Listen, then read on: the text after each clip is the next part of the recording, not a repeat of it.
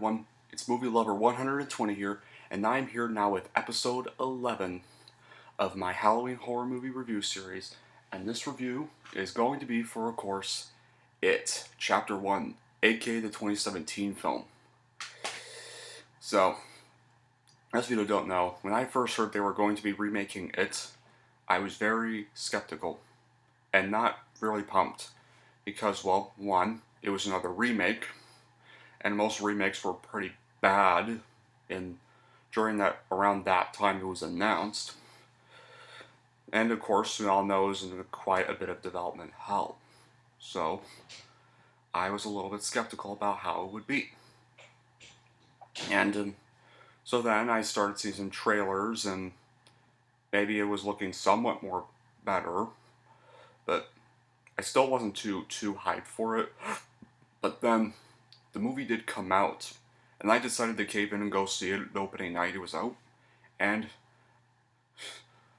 honestly, when I got out of it, I loved it. Yeah, I surprisingly really loved It Chapter 1 for a remake. I thought it was actually better than the 1990 version, and it was actually much scarier than the 1990 version, and yeah, I saw it around the time I was in college, so, but yeah. Well, what's this film about? Well, this is chapter 1 of a big, long Stephen King book. This chapter is set in the summer of 1989, and a group of bully kids who live in this town called Derry, Maine, soon end up facing their biggest nightmare. This shape-shifting evil that emerges from the sewer every 20 years to prey on the town's children, its usual disguise as this clown named Pennywise.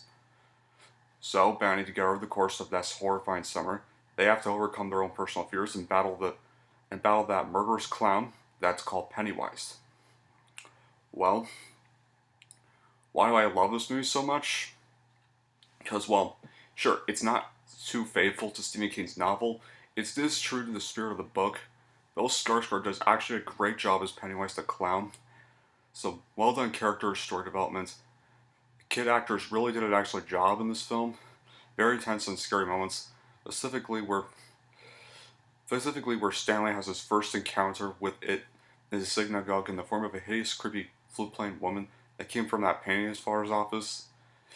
And of course, how about the leper? The scene where Eddie finds that leper that chases him. And for those of you who don't know, that's actually the guy who plays the leper is actually the same guy who plays the monster in the Record films. So, but yeah, and another terrifying is when Harry Bowers, the bully, kills his father with the children encouraging him from the television.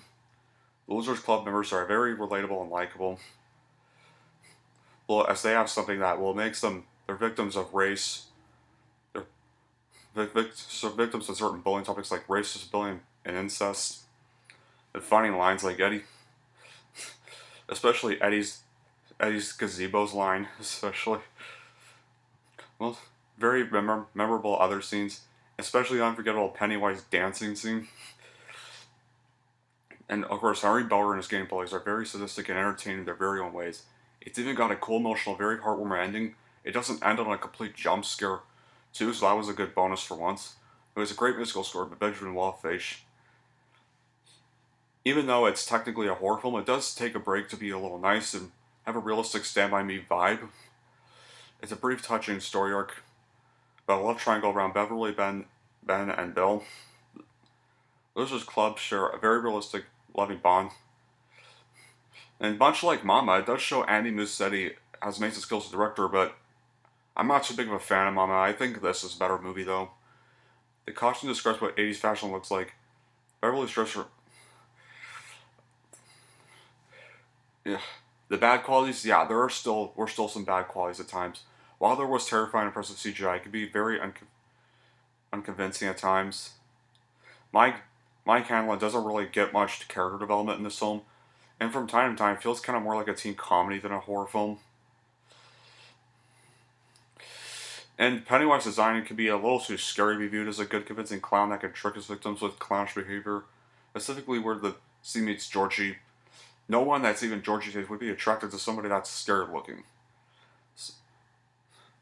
some horror tropes do become a little cliche and predictable.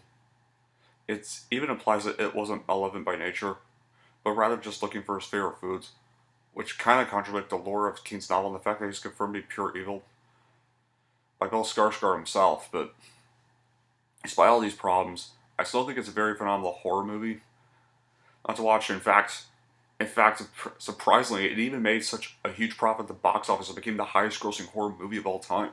Like, opening night, it made over $50 million on its opening night alone. Almost eclipsed the opening weekend of Paranormal Activity 3. And, of course, its whole opening weekend made over $123 million, surpassing its $35 million budget, and finished with a $320 million gross domestically, and at $330 million in other territories, and ended up earning $700 million worldwide. That's never a gross you'd expect for a horror movie. And it shows that the development hall actually really paid off. It's even been re-released quite a few times.